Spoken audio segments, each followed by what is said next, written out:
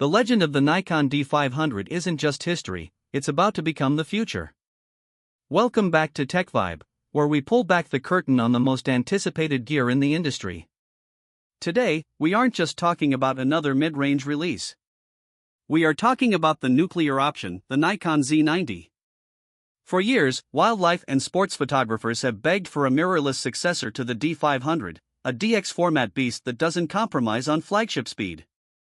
Well, the wait is over.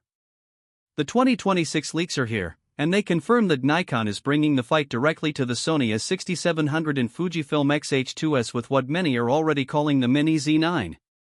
But there's a massive twist no one saw coming: the Red Digital Cinema acquisition.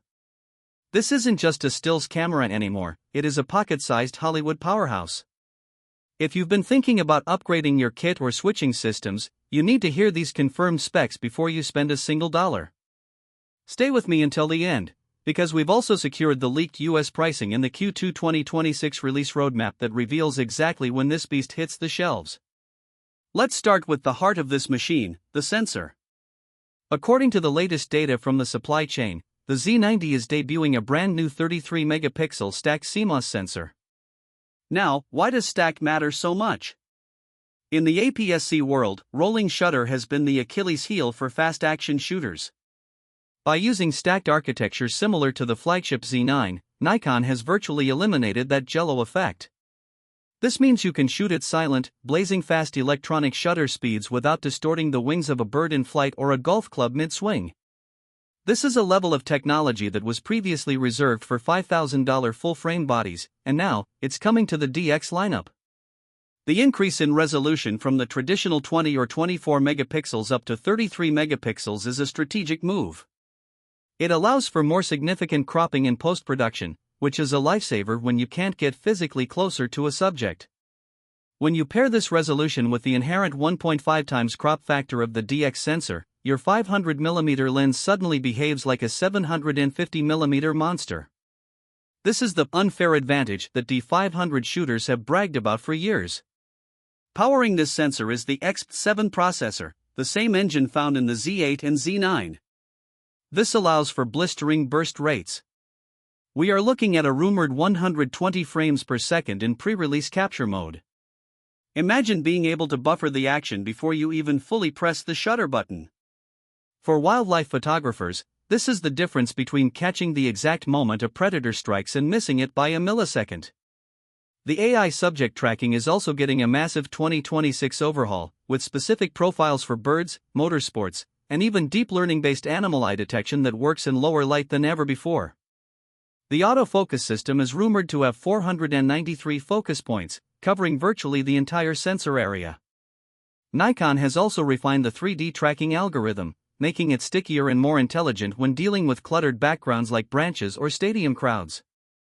This level of automation allows the photographer to focus entirely on composition and timing, knowing the camera has the technical execution handled.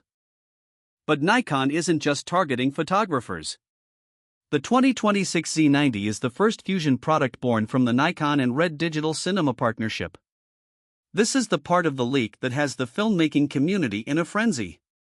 The Z90 is rumored to feature internal 6K REDCODE RAW. Let that sink in. A compact, APS-C body that can record 10-bit and 12-bit RAW video internally without an external recorder. We're also hearing reports of oversampled 4K at 120 frames per second with no crop. This effectively makes the Z90 a baby cinema camera. The color science is said to include a new red log profile, giving you that legendary Hollywood skin tone and dynamic range right out of the box. The video capabilities don't stop there. We are expecting full-sized HDMI ports, which is a massive relief for professional videographers. There is also talk of enhanced audio preamps and a dedicated timecode port. For independent filmmakers and high-end content creators, the Z90 represents a shift away from needing massive cinema rigs. You can now get professional-grade res. Alts from a body that fits in a standard backpack. Design-wise, Nikon is sticking to what they do best: ergonomics. The Z90 is expected to be rugged, fully weather-sealed, and slightly beefier than the Z6 series to accommodate better heat dissipation. We are looking at dual card slots, one CF Express Type B for that massive 6K data rate and one UHS-2 SD slot for backups. There's even talk of a dedicated cinema toggle switch on the body, allowing you to jump between your high-speed still settings and your professional video profiles instantly. The rear LCD is expected to be a 4-axis tilting screen, similar to what we see on the Z8 and Z9. This design is preferred by professionals because it allows for high and low-angle shooting in both landscape and portrait orientations. The electronic viewfinder is also getting a significant upgrade, rumored to feature a 5.76 million dot resolution with a high refresh rate of 120 Hz. This ensures that the view is fluid and lifelike, which is essential for tracking fast-moving subjects. To make this a true workhorse, the in-body image stabilization is rumored to provide up to 8 stops of compensation when used with VR-enabled Z lenses. This means you can handhold shots at shutter speeds that were previously impossible, giving you more freedom in low-light environments without needing a tripod. This Synchro VR technology aligns the sensor's movement with the lens elements, creating a stabilized platform that is incredibly effective for both long-exposure stills and handheld cinematic pans. Now, let's talk about the competition. For the last 2 years, the Fujifilm X-H2S has owned the high-end APS-C market. Sony's A6700 is a favorite for travel vloggers, but it lacks the professional workhorse feel of the old D500. The Z90 changes that. By providing a 1.5 times crop factor, it gives wildlife shooters that extra reach while maintaining flagship-level autofocus. Nikon's advantage here is the Z-mount itself. It is the largest mount in the industry, which allows for lenses with incredibly fast apertures and superior corner-to-corner sharpness. While Fuji has a great lens ecosystem, Nikon's ability to use their world-class full-frame glass on a high-speed DX body gives them a massive edge in professional versatility. The 2026 roadmap also shows that Nikon is preparing a dedicated ZR line of cinema-focused DX lenses. These will feature synchronized focus and iris rings, making them perfect for the Z90's new video capabilities. We are also expecting a new 16 to 80mm f.28 DX professional zoom lens to launch alongside the body, serving as the modern spiritual successor to the legendary DSLR kit. Thermal management is another area where the Z90 is expected to shine, using a magnesium alloy chassis that acts as a giant heatsink for indefinite 4K 60p recording. So, when can you get your hands on it, and what will it cost?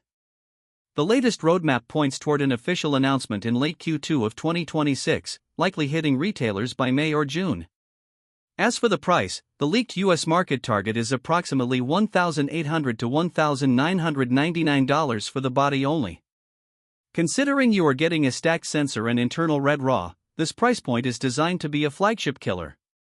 It undercuts the full-frame Z8 while offering specific advantages for those who prefer the DX system's compact lenses and extra focal length.